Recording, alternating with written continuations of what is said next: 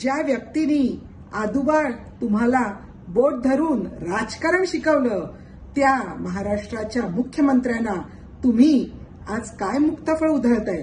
नाही, बरोबरच आहे, कारण बाण नाही तरी गुण मात्र नक्कीच लागलाय. याचं कारण तुमचे सध्याचे गुरु कोण आहेत? तर ज्या खिचडी चोर ज्या आहेत त्या कचोरी ताई, त्याचप्रमाणे पत्राचाळीमधले आरोपी विश्वप्रवक्ते संजय राऊतजी. त्यामुळे तुमचं ज्या पद्धतीने बोलणं आहे हे खरोखर तुम्हाला शोभत नाहीये. तुम्हाला खरं तर नीचपणा म्हणजे काय हे जर ऐकायचं असेल तर मी तुम्हाला विचारू इच्छिते की दिशा सालियनच्या संदर्भात तुम्ही केलात त्याला नीचपणा म्हणतात. सुशांत राजपूत याची ज्या पद्धतीने हत्या झाली आणि त्यानंतर जे काही राजकारण झालं त्याला नीचपणा म्हणतात.